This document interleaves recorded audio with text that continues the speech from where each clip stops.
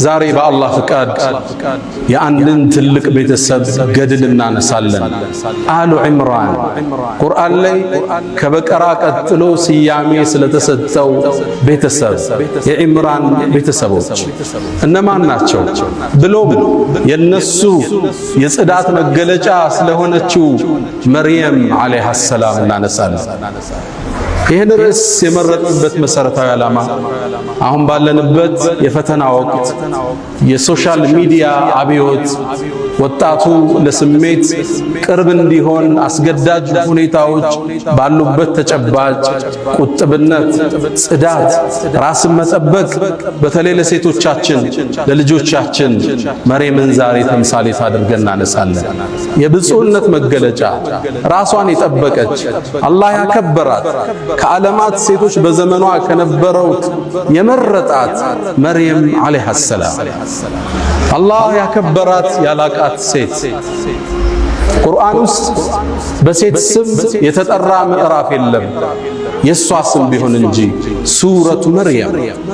ቁርአን ውስጥ የሌላ ሴት ስም በስም አልተጠቀሰም የሷ ስም ቢሆን እንጂ 33 ጊዜ አላህ ቁርአን ላይ ስሟን ጠቅሶታል መርየም እያለ።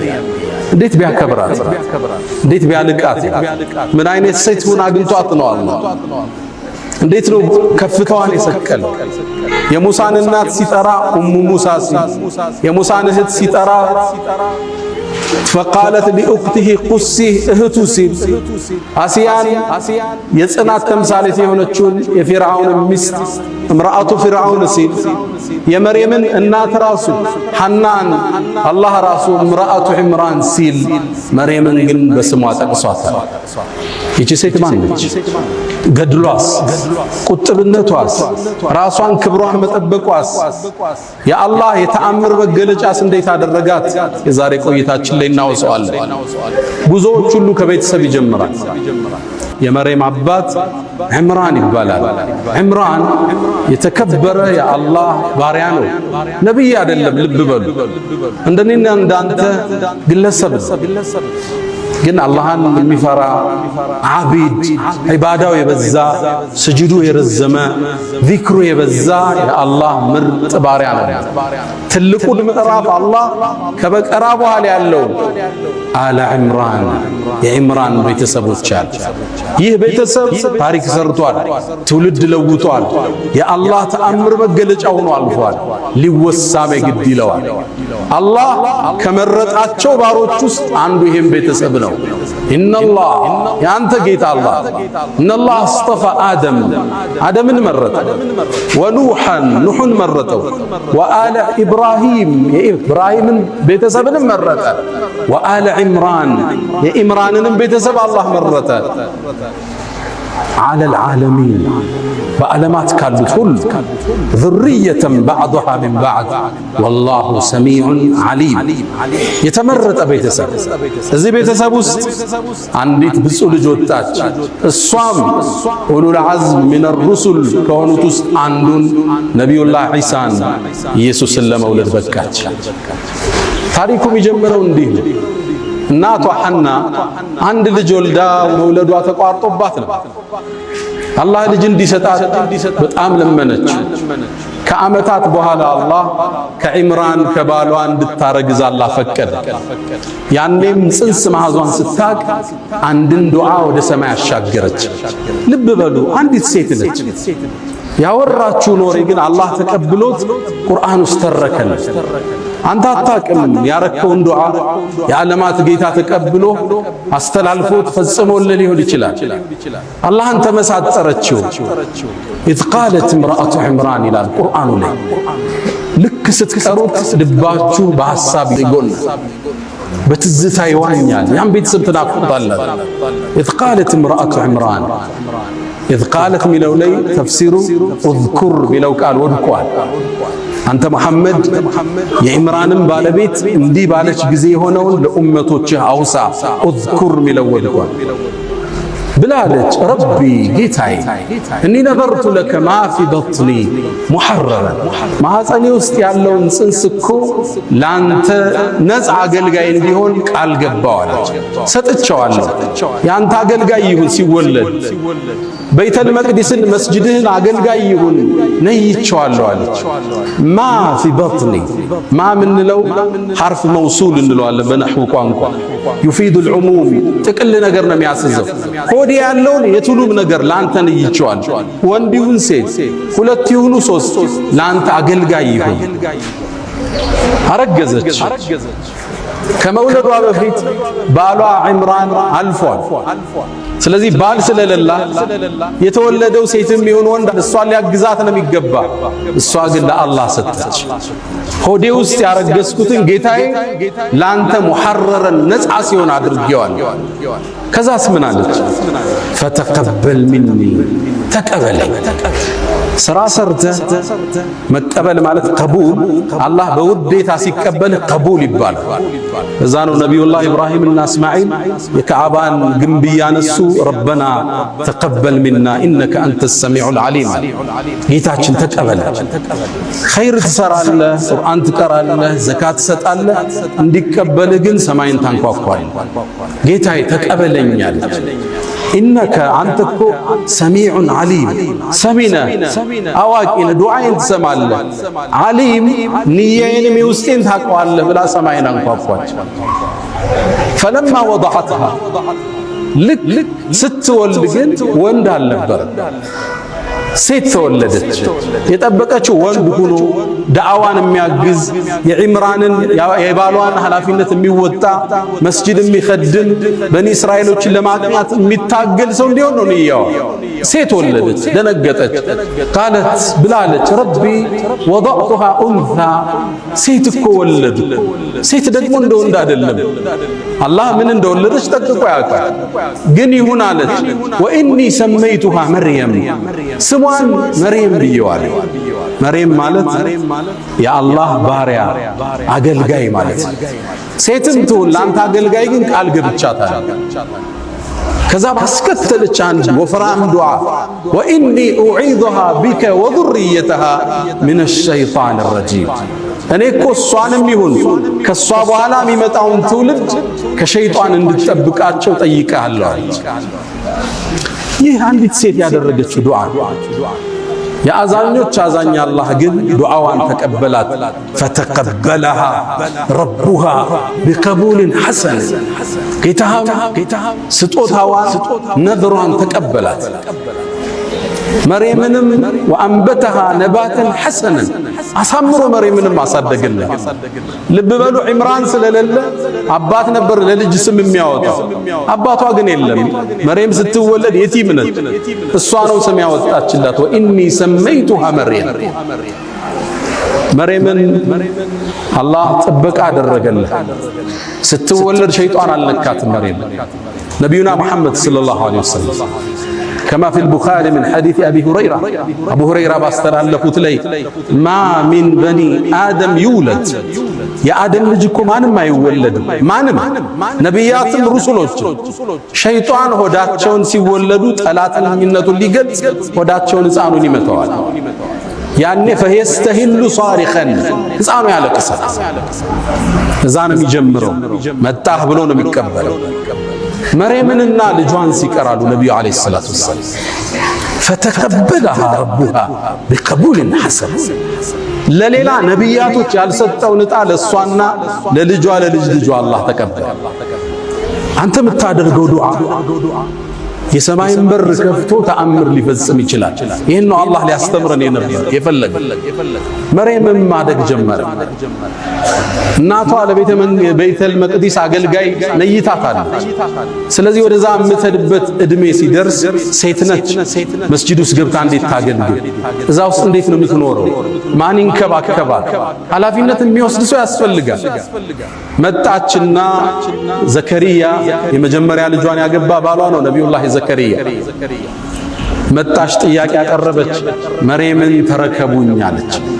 እዛ ውስጥ ገብታ መስጂዱ ኑሮዋ እዛ እንዲሆን እዛው እንድትሰግድ አላህ እንድታመልክ ሰጋጆችን እንድትከድም ነው። ዘከሪያ መውሰድ ሲፈልግ ግን የዒምራንን ቤተሰብ ልቅና የሚያውቁት ቀሳውስቶች ዑለማዎቹ እኛም እድሉ ይገባናል። መርየምን ለመንከባከብ ግጭት ተፈጠረ፣ ውዝግብ ተፈጠረ። ውዝግቡንም ለመዳኘት አንድ ሐሳብ ቀረበ። በቃ ዕጣን እንጣጣ፣ እንጨት እንጣጣ፣ እሱ ይዳኘን ተባለ። ይሻሉ እንጨቶች ያዙና የሚፈስ ወንዝ ላይ ወስደው ጣሉት። ከወንዙ ፍሰት በተቃራኒ የሄደለት ሰውዬ እንጨቱ እሱን መሬምን ይንከባከባል ተባለ። እንጨቱም ሲጣል ለዘከርያ ወጣለት። ልባቸው እንዲረጋጋ እንደገና ሞከረ፣ ለሱ ወጣ። 3 ጊዜ ለዘከርያ ወጣ። ለዛ ነው አላህ ወከፈለሃ ዘከርያ፣ እሷን የመንከባከብ ኃላፊነትም ዘከርያ ወሰዳል። ለነቢዩ ዓለይሂ ሰላቱ ወሰላም የነ መርየምን የነ ዘከርያን ታሪክ ይተርክላቸውና ዛሊክ ይኸውን የነገርነህ እኮ ሚን አንባኢል ገይብ ከሩቅ ሚስጥር ነው የነገርነህ። አንተ እኮ ከነሱ መሃል አልነበርክም። ዕጣ ሲጣጣሉ አዩሁም የክፍሉ መርየምን እኔን የሚገባኝ እኔ እያሉ ዕጣ ሲጣጣሉ እኮ አንተ መሐመድ እነሱ መሃል አልነበርክም። ወማ ኩንተ ለደይህም ኢዝ የኽተሲሙን እነሱ መሃል ውዝግብ ሲፈጠር መች ነበርክና ይላቸዋል። አህመድ ዲዳት የንጽጽር ኤክስፐርቱ ይሄን አንቀጽ ሙእሚን ሲቀራው እንባውን መቆጣጠር አይችልም ይላል። አላህ ለመልእክተኛው ዓለይሂ ሰላቱ ወሰላም ከመቶ ዓመታት በፊት የነበረን ክስተት ዘግቦ እየነገራቸው ነው። የነበረውን ፍጭት፣ ውይይት ማን ነው የሚገባው ይሄን ውዝግብ ሁሉ አላህ ለመልእክተኛው በወህይ እየገለጠላቸው። መርየም ማደግ ጀመረች። ቤተል መቅዲስ ውስጥ ገባች። ሚንከባከባት ዘከርያ ነው። ልብስ ይወስድላታል፣ ምግብ ይወስድላታል። እንክብካቤ ላይ ነው። መርየምን አላህ ከልጅነቷ ጀምሮ ከራማ ሰጣት። ከራማ ማለት ለሌሎቹ ብዙ ጊዜ የማይከሰት ክስተት አላህ በእጅህ እንዲፈጸም ሲያደርገው ማለት ተአምር ይታይባት ነው። ታዲያ አንዴ ዘከርያ ደነገጠ። በገባ ቁጥር ምግብ ያገኛል። እንዴ አይደል እንዴ እሷን የመንከባከብ ኃላፊነት ወስደው ምግብ ማን አመጣላት? ያልፈዋል። ኩለማ ደኸለ ነው የሚለው ዘከርያ ወደ እሷ በገባ ቁጥር ሁሌም ምግብ ያገኛል። ወጀደ ዐንደሃ ሪዝቃ ምግብ ያገኛል። አንዴ ጨነቀው። እንዲጠይቅም ያስገድደው አንድ ምክንያት አገኘ። የክረምቱን ምግብ አላህ በበጋ ይሰጣታል። በበጋ ማይገኘውን በክረምት ይሰጣታል። ዘከርያ ተገረመ። ያ መርየም አንቺ መርየም ሆይ አና ለኪ ሃዛ ይሄ ነገር ከየት ነው የመጣው አለ። ያመጣልሽ ሰው አለ? እንዴት የክረምቱን በበጋ አገኘሽ? አንድ መልስ መለሰች። ቃለት ሁወ ምን ዐንድላህ ይሄ የምታየው ሲሳይ ከአላህ ዘንድ ነው እንጂ አለ ዘከርያ ኢነላህ የርዝቁ መን የሻ ቢገይሪ ሒሳብ አለ። አላህ እኮ ለፈለገው ባሪያ ያለ ምክንያት ያለ ሒሳብ ይሰጣል አለች። ከባድ ንግግር። ነብይ ነው እሱ። እንዲህ አይነት የቂን ከታናሿ ልጅ አየ። ሁናሊከ አላህ ነቢዩላህ ዘከርያ ልጅ አልወለደም ነበር። እድሜው 120 ዓመት ደርሷል። ሚስቱ 98 ዓመቷ ነው። ወካነት ኢምራአቲ ዓቂረን መሃነች። በዚህ ላይ እንዴት ታዲያ አላህ ያለ ገደብ እንዲሚሰጥ የበጋውን በክረምት ከሆነ እኔ ባረጅም ሚስቴ መሃን ብትሆንም ልጅ አይሰጠኝም እንዴ? ቻይናው አላህ አለ። የመርየምን ክስተት ሲያይ ወንድኔው ተነሳ። ሁናሊከ አላህ እዛ ቦታ አለ። በአረበኛ ቋንቋ ሁና ስንል እዚህ ማለት ሁና ከስንል ትንሽ ፈቀቅ ሲል ሁናሊከ ስትል በጣም ሲርቅ ነው። አላህ እዚህ ቦታ ላይ ከመርየም ወጥቶ ነው ዱዓ ያደረገ። ለምን እዛ ቦታ አለ? ነቢዩላህ ዘከርያ ይላሉ ሙፈሲሮች ልጅ አልወልድም የሚለው ተስፋው ጥግ ላይ ደርሷል። አርጅቷል። ሚስቱ መሃል ነች። እዛ የመነመነ ተስፋ ዳርቻ ላይ ሆኖ ዱዓ ወደ ሰማይ አነሳ። ረቢ ሀብሊ ሚን ለዱንከ ዙርየተን ጠይባ ኢነከ አንተ ሰሚዑ ዱዓ። አላህ ወይ ልጅ ስጠኝ፣ ዱዓን ተቀባይ ነህ አንተ። በእርግጥም አላህ የሕያ የተባለ ልጅ ሰጠ። መርየም ማደግ ጀመረች። ዒባዳዋ የበዛ ነበር። ሶላቷ የበዛ ነው። ዚክሯ የበዛ ነው። ሌት ተቀን ዒባዳ ላይ ነች። አላህ ለትልቅ ዓላማ እያዘጋጃት ተአምር ምድር ላይ በሷ ሊከስት ነው። መላእክት ላክ አንዴ እየሰገደች እያለ መላእክት ጠሯት። አንቺ መሬም አሏት። ማን ነው የሚጠራኝ? መላእክቶች ነበሩ። ኢነላህ አስጠፋኪ አላህ መርጦሻል፣ አንቺ ወጠኸረኪ አስድቶሻል፣ ወስጠፋኪ ዐላ ኒሳኢል ዓለሚን በዘመንሽ ካሉ ሴቶች ሁሉ አንቺን አላህ መርጧል አሏት። ያ መርየም አንቺ መሬም ቁኑቲ ሊረቢኪ ወስጁዲ ወርክዒ መዐ ራኪዒን ከሰጋጆች ጋር ኢባዳሽን ጠንክሪ ለትልቅ ዓላማ ታጭተሻል አሏት መላእክቱ። መሬም አደገች፣ እድሜዋ እየገፋ ሄደ። 17 ዓመት እንደሆናት በአንድ በተባረከ ቀን ወደ ምስራቃዊ ቦታ ከቤተል መቅዲስ ለቃ ሄደች። እዛ ቦታ ስትሄድ ከሰማይ ሰማያት ሌላ መልእክት ተላከ። መላእክቱ ጅብሪል ሐዋውን እየቀዘፈ ፊት ለፊቷ ተከሰተ። ክስተቱን ቁርአን በሚያምር መልኩ ተርኮታል። ይሄን ትረካም የኛው ነጃሺ ይሄ መስጂድ የተሰየመላቸው ታላቁ ንጉሥ ሲሰሙ እንባቸውን መቆጣጠር አልቻለም። አላህ እንዲህ ይላል፣ ወዝኩር ፊል ኪታብ መጽሐፍ ውስጥ አውሳ መርየምን አውሳ ኢዝ እንተበዘት ሚን አህሊሃ መካነን ሸርቅያ ከቤተሰቧ በምስራቃዊ በኩል ተገንጥላ በሄደች ጊዜ ፈተኸዘት ሚን ዱኒሂም ሒጃብ ራሷን ጋርዳ ወደ ዒባዳ ወደ ተፈኩር ቁጭ አለች መሬም። ፈአርሰልና ኢለይሃ ሩሐና እኛም ጅብሪልን ላክነው። ሩህ ስሙን ጅብሪልን አላህ ሩህ ይለዋል። የሰው ልጆች ሩህ ሕይወት የሚገዛበትን ነገር ይዞ ስለሚመጣ ወሕይን ስለሚያወርድ ማለት ነው። ፈአርሰልና ኢለይሃ ሩሐና ጅብሪልንም ላክነው። ፈተመሰለ ለሃ በሸረን ሰውያ የተሟላ ሰው ሚያምር ቆንጆ ወጣት ሆኖ ፊቷ ተሰየረ። ጋርዳ ተቀምጣለች። በየት ገባች? ደነገጠች። እኒ አዑዙ ቢረሕማን ሚንክ እኔ በአርረሕማን ካንተ እጠበቃለሁ በአላህ ኢንኩንተ ተቂያ አላህ የምትፈራ ከሆነ ራቀኝ አለች። ጅብሪል መለሰ ቃል እነማ አነ ረሱሉ ረቢኪ እኔ ጌታሽ መልእክተኛ ነኝ። ሊአሀበ ለኪ ጉላመን ዘኪያ ምርጥን ጽዱን ልጅ ልሰጥሽ ነው የመጣው። በሌላ አነባበብ ሊአሀበ ለኪ ሚለው ሊያሀበ ለኪ ጌታሽ ሊሰጥሽ በሚልም ተነበበ። ሁለቱም ተመጋጋቢ ናቸው። ጅብሪል እንደ ሰበብ ስላደረሰ ልሰጥሽ አለ። እሷም እንደ ብስራት አልቆጠረችው። እንዴት ሊከሰት ይችላል? እኔ ትዳር ይዤ ከባሌ አረገዝኩ አይባል፣ አሊያም እማምስ ጋለሞታ አይደለሁም በዝሙት ምሰራ ልጅ እንዴት ሊኖረኝ ይችላል አለች። ጅብሪል ቃል ብሎ አላት ከዛሊክ ነገሩ እንዳልሽው ቃለ ረቡኪ አላህ ግን ይልሻል هو علي حين ይሄን ተአምር መከሰት ለኔ ቀላል ነው ብሎሻል።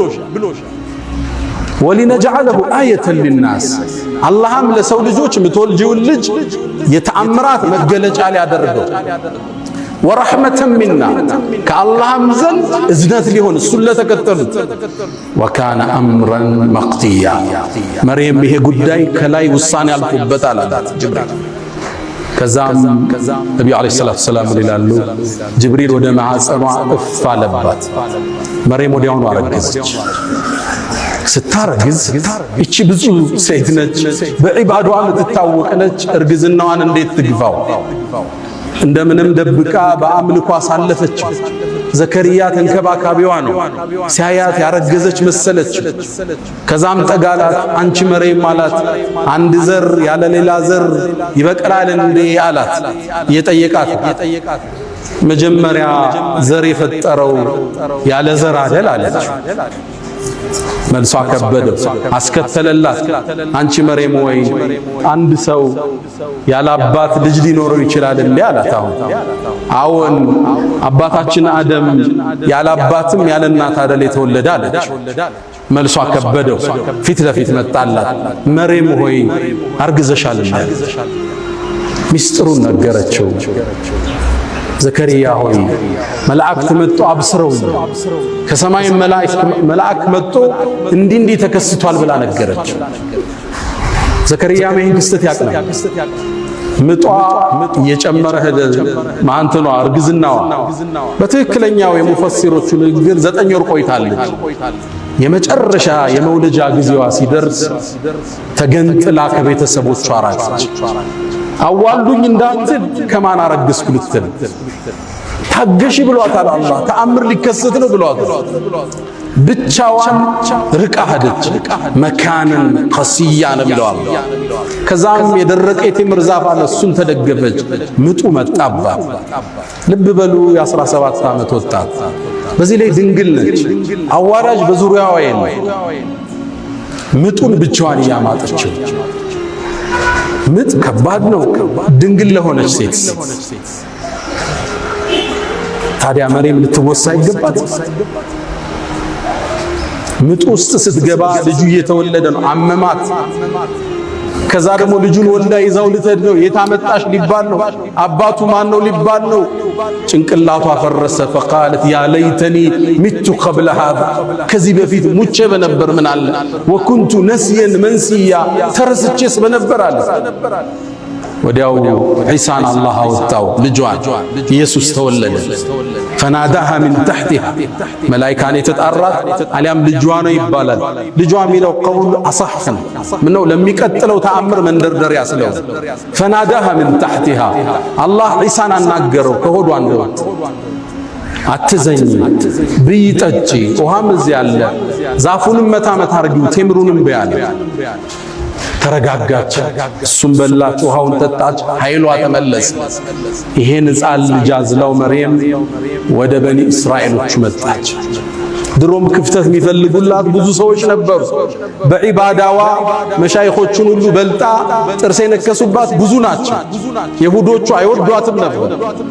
ልክ ይዛው ስትመጣ ዛሬ ጾም ያለው በያትናገሪ ተብላለች። ወደ በኒ እስራኤል ይዛው መጣች። ፈአተት ቢሂ ቀውመሃ ተሕሚሉ፣ ተሸክማው ይዛው መጣች። ህዝብ ተሰበሰበ። ያ መርየሙ ምንድነው ይሄ ጉዳይ? ለቀድ ጅእቲ ሸይአን ፈሪያ፣ ከባድ ነገር ይዘሽ የመጣሽው ያ አኽተ ሃሩን።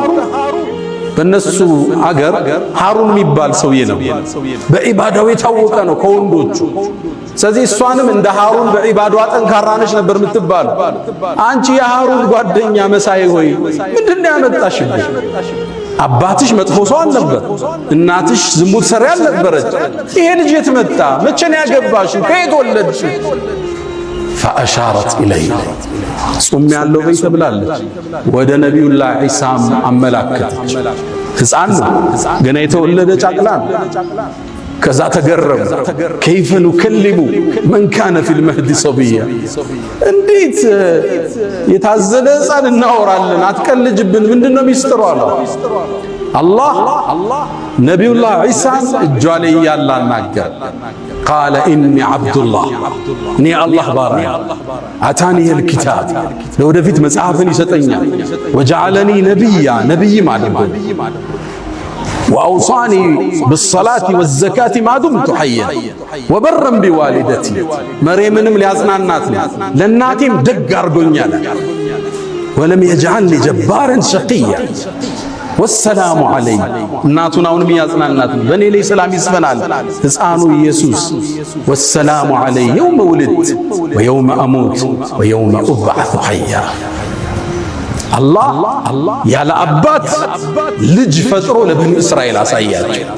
ሁሉም ነገር ቻይ ጌታ እንደሆነ ገለጠላቸው። ሕፃን ልጅ እንደማይናገር ያውቃሉ። አናግሮ አላህ አሳያቸው። ይሄ ሕፃን ነገ ትልቁ ነው ይላካል፣ ተከተሉት ማለት ነው። አላህ አስከትሎ ምን አለ? ዛሊከ ዒሳ ብኑ መርየም፣ ኢየሱስ ማለት እንግዲህ ይሄ ነው። አላህ እኮ ልጅ ሊይዝ አይገባው፣ ሱብሓነ ጥራት ይገባው። ኢየሱስ እንዴት ልጁ ሊሆን ይችላል? እንዴት የጌታ ስልጣን ተጋሪ ሊሆን ይችላል? ዛሊከ ዒሳ ብኑ መርየም፣ የመርየም ልጅ ኢየሱስ ማለት ይሄ ነው እንግዲህ አላህ። አላህ ልጅ ሊኖረው አይገባም። ሱብሓነ አንድን ነገር ሲፈልግ ሁን ይለዋል፣ ይሆናል። አላህ ኢየሱስን ልጅ አድርጎ ሊይዝ አይገባው ማለት። ኢየሱስም ንግግሩን ሲቋጭ ምን አለ? አላህ እኮ ረቢ፣ የኔ ጌታ እሱ ነው፣ ወረብኩም የእናንተም ጌታ፣ ፈዕቡዱ ተገዙት፣ ሀዛ ሲራጡን ሙስተቂም፣ ቀጥተኛው መንገድ ይሄ ነው አላቸው። ከዛ ትልቅ ቤተሰብ ከዝች ብፁዕ ወጣት ኢየሱስ የተባለ ከታላላቅ ነቢያቶች አንዱ የሆነ ኡሉል ዐዝም ሚነ ሩሱል ምድር ላይ ተከሰተ። ጥብቁነት ሽልማት አለው። ቁጥብነት ደረጃን ከፍ ያረጋል። ራስን መጠበቅ ለሽልማት ለእንደዚህ አይነት ታሪክ ያበቃል። መልካምን እንስራ፣ ከመጥፎ እንራቅ። አላ ወስተግፊሩ ረበኩም ፈጡባ ሊልሙስተግፊሪን። الحمد لله على إحسانه والشكر له على تفضله وامتنانه ولا إله إلا الله تعظيما لشانه وصلى الله وسلم وبارك على رسوله وإخوانه. ውዶች መግቢያ ላይ እንዳልነው የዛሬ ኹጥባ ዓላማችን ይሄ ሶሻል ሚዲያው ወጣቱን ፈተና ውስጥ ከቶታል። ሴቱን ወጣቱ ያልተገባ ግንኙነት መፍጠር ቦይፍሬንድ ገርልፍሬንድ ኤክስህ ማናክስ ፋሽን የሆነበት ዘመን፣ ልጆቻችን ላይ ስጋት ውስጥ ባደረበት ዘመን ራሷን የጠበቀችውን መርየም እንደ ሞዴል ማንሳት በእኛ ላይ ግዴታ ሆነ። ራስን የጠበቀች ብፁዕ የነበረች በድብቅም በግልጽም አላህን ያላመፀች ለከፍታዋ መነሻዋ ቁጥብነቷ የሆነን መርየም ዛሬ አውስተናል።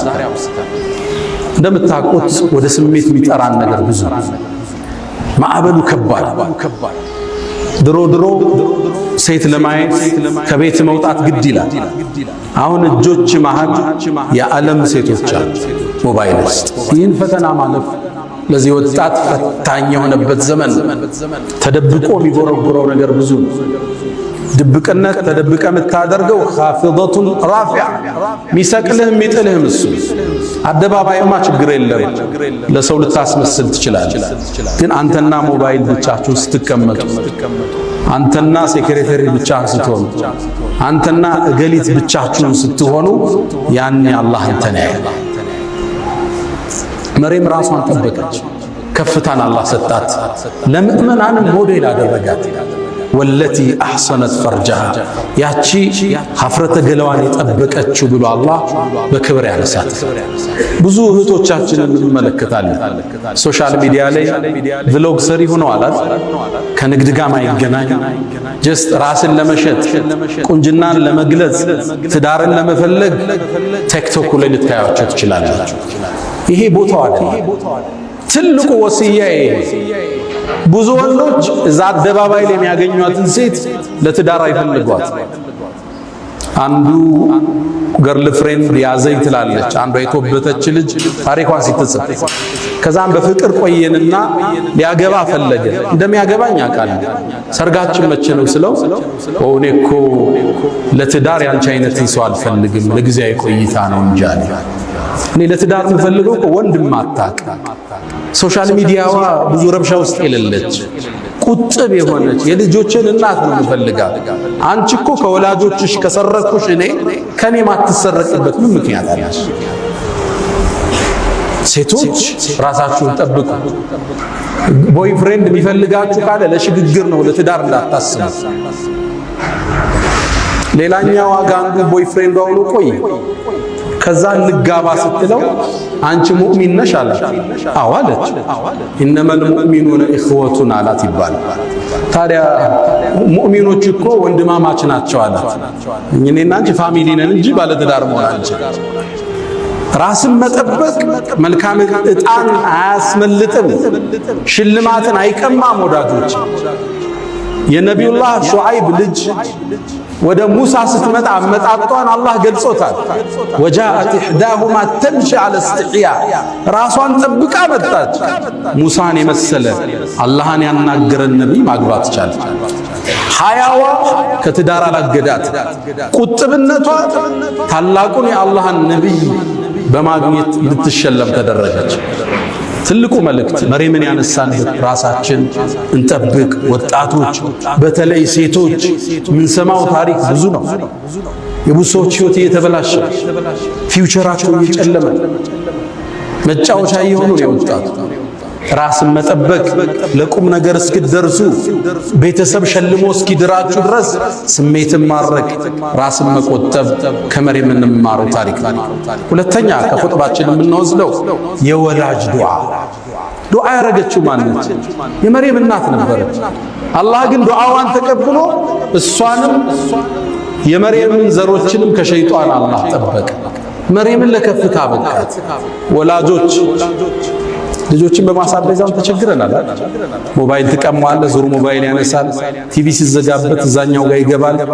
ልጅም ማሳደግ ፈታኝ ዘመን ነው። ይሄ በተርቢያ ብቻ እናልፈው። እንዲቀራ በመቆጣጠር ብቻ አንችለው። ዱዓ የሚባል መሳሪያ አላህ እንዲያገረው ለልጅ ብቻ የሚደረግ ዱዓ። ከሌሊቱ ስትነሳ፣ ጾመ ስታፈጥር፣ ሰግደ ስጨርስ ልጅን አስተካክል። ፉደይል ብን ዒያድ ታዋቂው ታቢዒን አንድ ዱዓ አለው። አላሁመ ልጁ ነበረው አስቸገረው፣ ይመክረዋል፣ አይሰማውም፣ ይረብሻል፣ አመፀኛ ሆነ። መጨረሻ ሌሊት ተነሳና አንድ አቤቱታ አቀረበ። አላሁመ ኢኒ ዐጀዝቱ አን ተርቢየት ወለዲ፣ ልጄን ማስተካከል አልተሳካልኝ፣ አንተው አስተካክለው። እሱም የሚመስል ምርጥ አላህ አረገ። ልጆች ዱዓ ይፈልጋሉ። 90% እመኑ ዱዓ። ከሌሊቱ ተነስታችሁ ዑምራ ስትሄዱ፣ ሐጅ ስትሄዱ 90% ዱዓችሁ ለልጆቻችሁ አሉ። በዱዓ አላህ በተአምር እንዲቀይራችሁ በቁጥጥራችሁ። ቴክኒካቸው ብዙ ነው ልጆቹ። በቴክኖሎጂውም ትንሽ ተራምደው በልጠውና የሰጣቸውን ሞባይል ቆልፈው በራሳቸው መንገድ ይጠቀሙታል። ዱዓ ከመርየም እናት የምንማረው። ሶስተኛው ኢየሱስ አለይሂ ሰላም፣ ነብይ ኢሳ የተከበረ የአላህ ነብይ፣ መርየም የተከበረች ብፁዕ ቅድስት። የሁዳዎቹ ዲቃላ ናት አሉ። ነሷራዎቹ ጌታ የጌታ እናት አድርገው አመለኳቸው። እስልምና መሃለኛውን መንገድ ይዞ መጣ። ጌታ አይደለች፣ የጌታም ልጅ አይደለም፣ ግን እሷ የተቀደሰች ሴት ነች።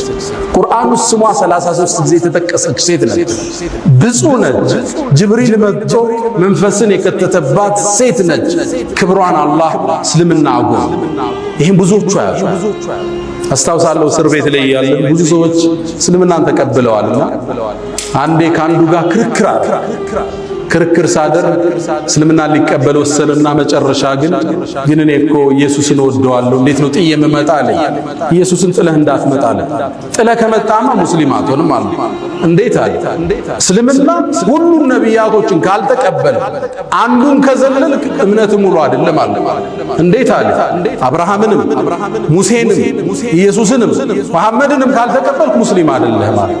ከዛም አሁን የነገርኳችሁን የመርየምን ታሪክ የኢየሱስን ስነግረው ልጁ ሻሃዳ ከማዝ ውጭ አማራጭ አልነበረው።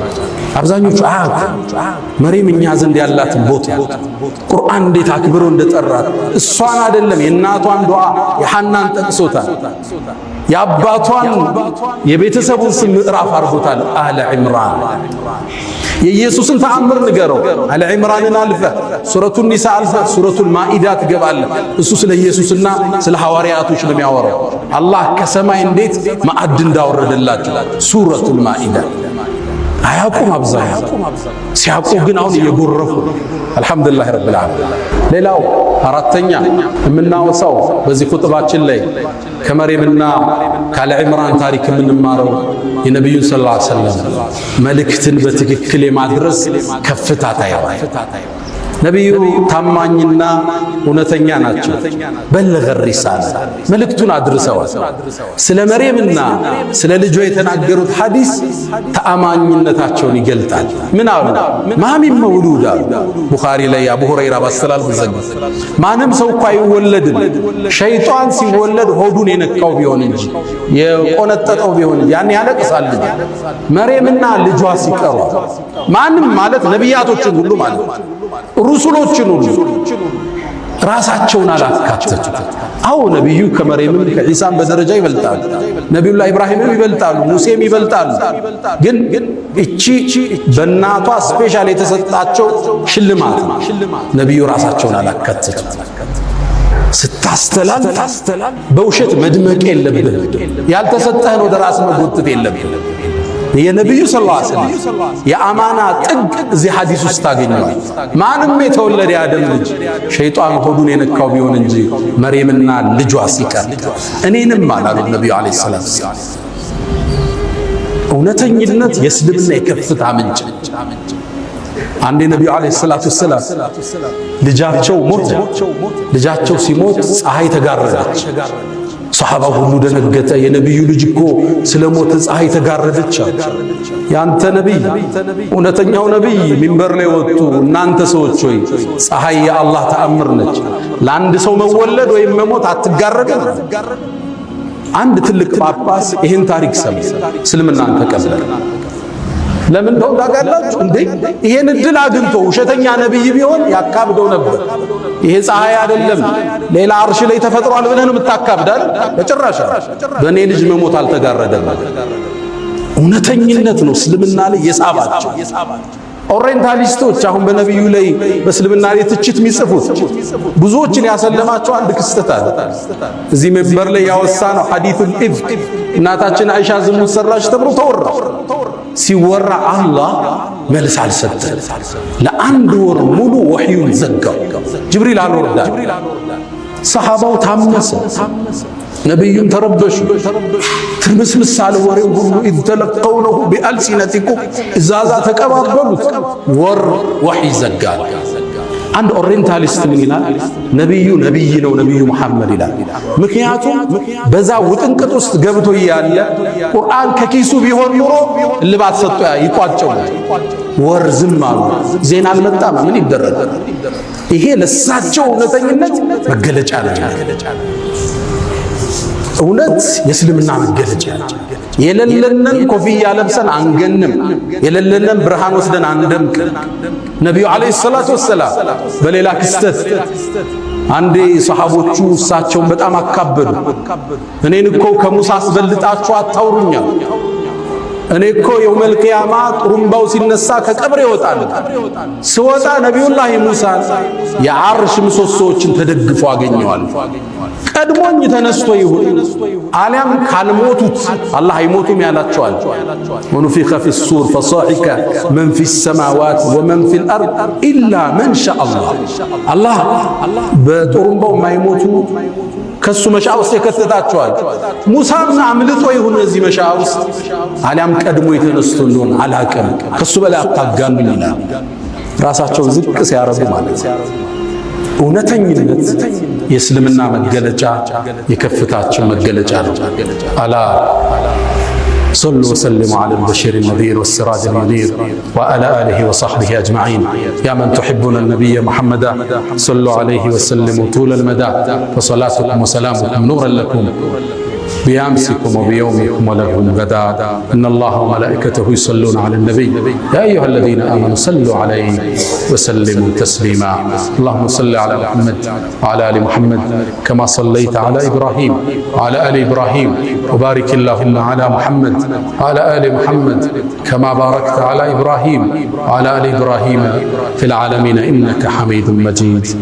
اللهم أعز الإسلام والمسلمين وأذل الشرك والمشركين ودمر اللهم أعداءك أعداء الدين.